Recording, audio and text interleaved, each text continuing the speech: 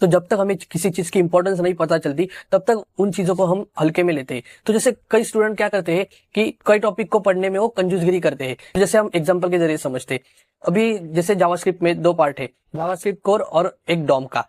तो आप जावास्क्रिप्ट तो पढ़ लेते हैं पर डॉम पढ़ने में आप कंजूसगिरी करते हैं।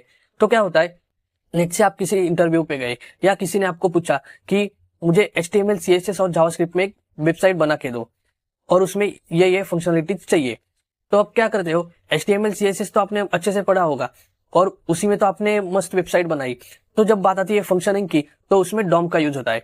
तो डॉम टॉपिक तो आपको अच्छे से आता नहीं क्योंकि आपने उसे पढ़ने में इंटरेस्ट नहीं दिखाया। तो क्या होगा कि आप वेबसाइट तो अच्छे से बनाएंगे पर वो फंक्शनलिटी नहीं कर पाएंगे, तो आप उस फंक्शनलिटी को उस वेबसाइट में नहीं दिखा पाएंगे क्योंकि आपने डॉम को पढ़ने में इंटरेस्ट नहीं दिखाया था। तो यही कहूंगा कि किसी भी टॉपिक को पढ़ने में आलसगिरी ना दिखाए, सभी टॉपिक को अच्छे से पढ़े क्योंकि जब तक किसी टॉपिक की हमें इंपॉर्टेंस नहीं पता चलती तब तक हम उसे सीरियसली नहीं लेते। तो सभी टॉपिक्स को अच्छे से पढ़ो, प्रोजेक्ट्स बनाओ, क्योंकि जो हम पढ़ते हैं वो दिमाग में तो रहता है बट एक्चुअल एप्लीकेशन क्या है उसका, तो जब तक हम प्रोजेक्ट नहीं बनाएंगे तब तक हमें पता नहीं चलेगा। तो इसलिए जैसे आप पढ़ रहे हो तो उसके रिलेटेड प्रोजेक्ट्स बनाते रहो ताकि जब हम प्रोजेक्ट्स बनाएंगे तो दिमाग में भी आएगा कि इस टॉपिक का यूज एक्चुअली कहाँ करना है, तो वो आपके ध्यान में भी रहेगा और उसे आपको याद रखने में भी आसानी होगी।